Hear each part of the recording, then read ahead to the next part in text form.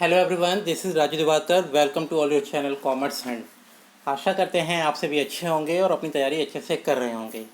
जैसा कि आप सभी को पता है, यूपी एलटी टीचर रिक्रूटमेंट, जिसे हम एलटी ग्रेड टीचर रिक्रूटमेंट के नाम से भी जानते हैं, इसकी जो वैकेंसीज़ हैं वो रिलीज़ कर दी गई हैं गवर्नमेंट के द्वारा।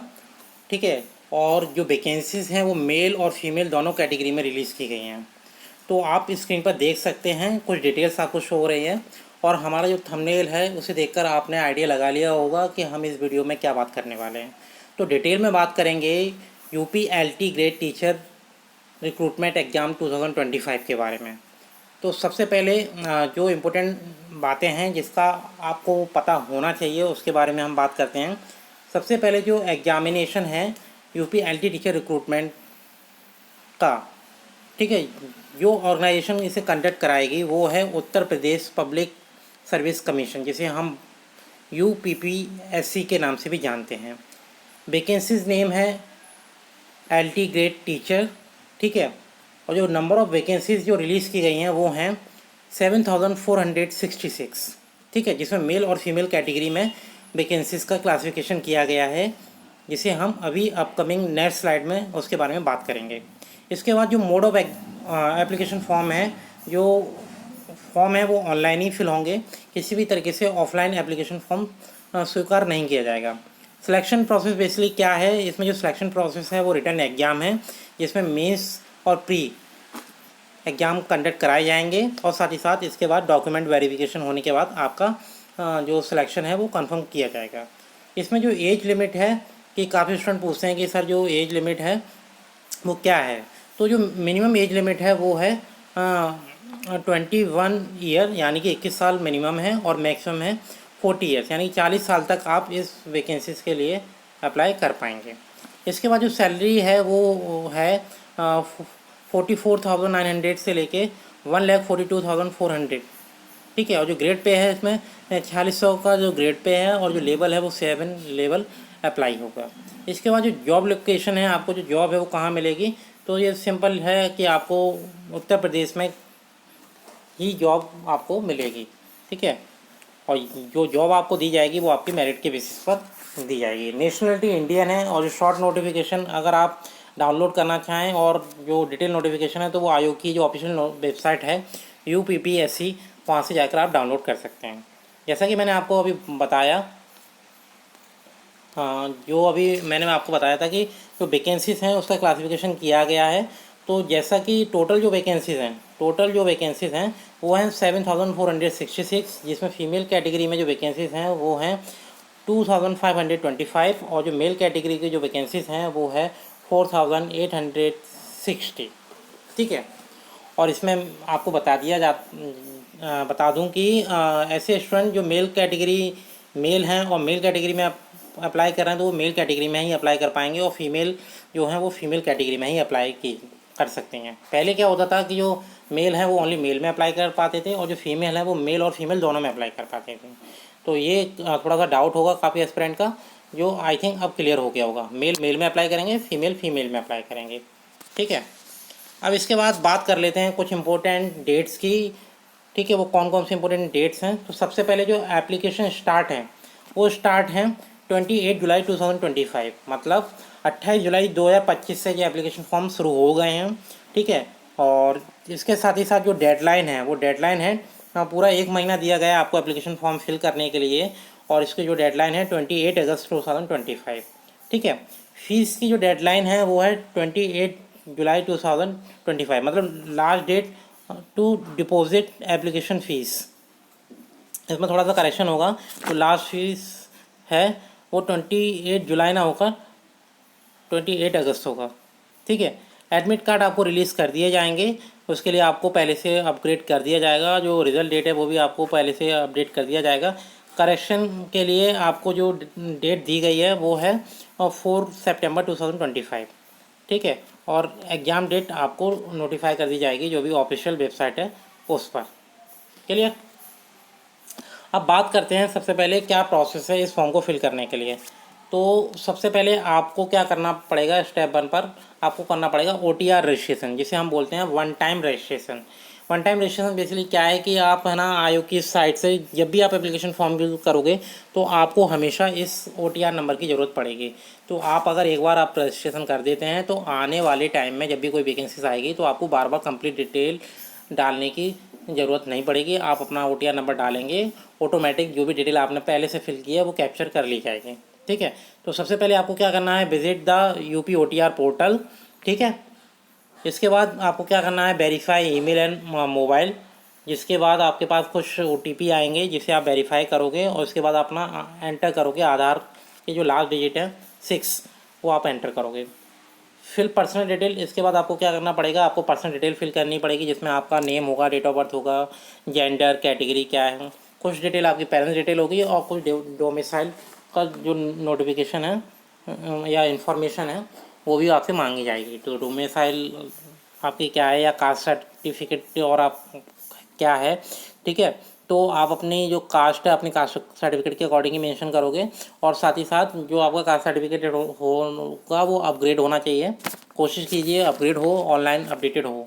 ठीक है, इसके बाद आपको क्या करना है, अपलोड करने हैं अपने डॉक्यूमेंट जिसमें आपको रिसेंट फ़ोटो आपको करना होगा पासपोर्ट साइज़ का अपलोड। इसके बाद सिग्नेचर हैं। ठीक है, और इसके बाद आपके क्वालिफिकेशन जो सर्टिफिकेट हैं वो भी आपको अपलोड करने पड़ेंगे। इसके बाद आपको OTR जनरेशन के लिए आपको क्या करना पड़ेगा, द सिस्टम वैलिडेट डिटेल। आपकी जो भी डिटेल हैं आपने जो भी मेंशन किए हैं वो सिस्टम वैलिडेट करेगा, वेरीफाई करेगा।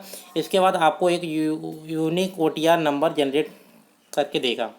इसके बाद आपको करना क्या है, आप अपना एप्लीकेशन सबमिशन कर पाओगे जो कि स्टार्ट हो चुका 28 जुलाई 2025 से, जिसमें लॉगिन करना है आपको अपनी OTR जो नंबर है उससे।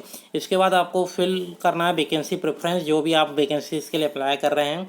इसके बाद आपको पेमेंट करना पड़ेगा। इसके बाद आप रिव्यू कर लें एक बार अपनी डिटेल को, फिर उसके बाद आप अपना सबमिशन करेंगे एप्लीकेशन फॉर्म को और लास्ट में आप अपना जो प्रिंट आउट है उसे ज़रूर ले लें। अपना जो प्रिंट आउट है उसे अच्छे से संभाल के ज़रूर रखिए, इसकी आने वाले टाइम में आपको ज़रूरत पड़ने वाली है। ठीक है, इसके बाद क्या फ़ी आपको पे करनी है, तो जो फ़ी है वो कैटेगरी वाइज ही फ़ी करनी है। जिसमें जनरल कैटेगरी को फ़ी करनी है जो पे वो है वो 125 रुपीज़। SC ST वालों को जो फ़ी पे करनी होगी वो 65 रुपीज़। और जो फिज़िकली चैलेंज हैं या मतलब एक्स सर्विसमैन हैं उनको पे करना होगा ओनली 25 रुपीज़। ठीक है, इसके बाद जो डिटेल है कुछ और जो इस पोस्ट से रिलेटेड है, जैसे कि आपका जो पे स्केल है वो उसमें जो आपकी सैलरी क्या होगी, स्टार्टिंग होगी आपकी 44,900 से। ठीक है, जिसकी जो लास्ट लिमिट है 1,42,400 तक। ग्रेड पे 4600 का लगेगा इसमें। और जो HRA है यानी कि हाउस रेंट अलाउंस आपको 10 to 30% का दिया जाएगा। ग्रॉस पे है जो आपको वो मिलेगा अप्रॉक्सीमेट 49,934। ठीक है, और कुछ डिडक्शंस हैं और जिसमें आपका प्रोविडेंट फंड है, प्रोफेशनल टैक्स है, अदर डिडक्शंस हैं, वो सब एप्लीकेबल होंगी। क्लियर। इसके बाद जो जॉब प्रोफाइल है वो क्या है, जो डिफरेंट सब्जेक्ट्स हैं उसके लिए आप अप्लाई कर रहे हो तो उसी के लिए आपको पोस्टिंग मिलेगी। ठीक है, और बेसिकली जो मेन जो टीचिंग वर्क होते हैं जिसमें आपको क्या करना होगा, अपने टीचिंग से रिलेटेड कुछ एक्टिविटीज़ हैं वो आपको करनी होंगी जब आपकी जॉब लग जाएगी। क्लियर। अब इसके बाद हम बात करते हैं कि एग्ज़ाम पैटर्न क्या है। ये इंपॉर्टेंट सेक्शन है। तो सबसे पहले जैसा कि जो रिटन एग्ज़ाम है वो 2 फेज़ में कराया जा रहा है। ठीक है, 2 फेज़ में कराया जा रहा है। इसका मतलब जो फर्स्ट फेज़ है उसे हम बोलते हैं प्रीलिम्स एग्ज़ाम, यानी कि रिटन एग्ज़ाम जो फर्स्ट टाइम कंडक्ट कराया जाएगा उसे प्रीलिम्स एग्ज़ाम कहते हैं। जिसमें जो क्वेश्चन पेपर आएगा वो आएगा ऑब्जेक्टिव टाइप। ठीक है, उसमें मतलब मल्टीपल चॉइस टाइप के क्वेश्चंस आएंगे जो आप अटेंड करोगे। टोटल नंबर जो क्वेश्चन होंगे वो होंगे 150 क्वेश्चन, मतलब 150 क्वेश्चन आएंगे, जिसमें से 30 जो क्वेश्चन होंगे वो जनरल स्टडीज़ के होंगे जिसे हम GS के नाम से जानते हैं। और 120 जो क्वेश्चन हैं वो आपका जो सब्जेक्ट है आपने जो जिसके लिए अप्लाई कर रहे हैं उससे रिलेटेड क्वेश्चन पूछे जाएंगे। टोटल मार्क्स 300 मार्क्स का ये क्वेश्चन पेपर होगा, जिसमें ये हर क्वेश्चन है वो 2 नंबर का है। क्लियर। ड्यूरेशन क्या होगा, तो बेसिकली 2 घंटे के अंदर आपको 150 क्वेश्चन अटैम्प्ट करने हैं। और इसके बाद जो नेगेटिव मार्किंग है, जो नेगेटिव मार्किंग है वो एप्लीकेबल है। 0.33 marks are deducted for each wrong answer. मतलब नेगेटिव मार्किंग एप्लीकेबल है इस पोस्ट में, ध्यान से दीजिए। ठीक है, तो इसके बाद if multiple answer are selected is treated as wrong. मतलब इस कॉमन वाली बात है कि अगर आप है ना एक से ज़्यादा आंसर चूज़ करते हैं तो वो आपका रॉन्ग माना जाएगा। और क्वालिफाइंग मोड बेसिकली क्या है, क्वालिफाइंग जो मोड है उसमें आपको कम से कम स्कोर करना पड़ेगा 35% जो SC/ST कैटेगरी के स्टूडेंट हैं उनको, और जो अदर कैटेगरी हैं उनको 40% मार्क्स लाना ही है इसमें। ठीक है, तो बेसिकली जो प्रीलिम्स एग्जाम है ये क्वालिफाइंग एग्जाम्स हैं, तो आपको इसमें जो मिनिमम परसेंटेज जो मैंने अभी आपको बताया क्वालिफाइंग मार्क्स का वो आपको क्लियर करना होगा। क्लियर। इसके बाद अब बात करते हैं, जब आप है ना प्रीलिम्स एग्ज़ाम क्लियर कर लोगे तो इसके बाद आपको फेस करना होगा मेंस एग्ज़ाम। ठीक है, मेंस एग्ज़ाम बेसिकली क्या है, जो नेक्स्ट स्टेज है इस सिलेक्शन प्रोसेस की, जिसमें एलिजिबिलिटी बेसिकली क्या है, ओनली कैंडिडेट हु अप्लाइंग और qualifying for the prelims exam. ऐसे अभ्यर्थी जिन्होंने अपना प्रीलिम्स एग्ज़ाम क्वालिफाई कर लिया है वो ही इस एग्ज़ाम को फिल कर पाएंगे, मेंस एग्ज़ाम दे पाएंगे। इसके बाद जो क्वेश्चन पेपर है वो क्या है, डिस्क्रिप्टिव मोड में आएगा। ठीक है, डिस्क्रिप्टिव मोड यानी कि आपको राइटिंग करना पड़ेगा। इसके बाद और किसी भी तरीके से MCQ क्वेश्चन आपको इस एग्ज़ाम में देखने को नहीं मिलेंगे। टोटल जो क्वेश्चन होंगे वो 20 क्वेश्चन होंगे, जो कि डिवाइडेड होंगे 2 सेक्शंस में। ठीक है, सेक्शन ए क्या कहता है कि इसमें 10 शॉर्ट आंसर आपको करने पड़ेंगे क्वेश्चंस के, मतलब 10 क्वेश्चंस आएंगे शॉर्ट टाइप के, जिसमें आपको क्या करना होगा, 125 वर्ड्स के आंसर लिखने होंगे, जिसमें हर क्वेश्चन 8 नंबर का है। ठीक है, तो 8 को मल्टीप्लाई आप 10 से करेंगे तो 80 मार्क्स से जो हो जाते हैं। इसके बाद सेक्शन बी है, इसमें 10 लॉन्ग क्वेश्चन आपसे पूछे जाएंगे, जिसमें की वर्ड लिमिट है 200 वर्ड्स, यानी कि 200 शब्दों का आपको आंसर लिखना होगा। और हर क्वेश्चन के जो नंबर हैं वो 12 नंबर का है, मतलब एक क्वेश्चन 12 नंबर का है, और आप 12 को मल्टीप्लाई 10 से करेंगे तो ये टोटल हो जाता है 120 मार्क्स का। तो कुल मिलाकर ये एग्ज़ाम है 200 मार्क्स का। ठीक है, जैसा कि आप स्क्रीन पर देख सकते हैं। ड्यूरेशन बेसिकली क्या है, ये एग्ज़ाम होगा 3 घंटे का। ठीक है, और कंपलसरी क्वेश्चंस क्या है, तो इसमें बेसिकली जो क्वेश्चन आएंगे वो ऑल क्वेश्चंस आर मैंडेटरी, इसमें कोई भी आपके पास चॉइस नहीं है, सारे क्वेश्चन आपको अटेम्प्ट करने होंगे।